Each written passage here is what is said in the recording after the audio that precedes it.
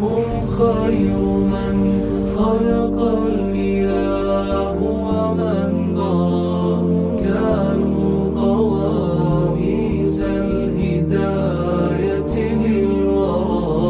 كم كان في أنبالهم من عبرة للناس، ما كانت حديثا يفترى.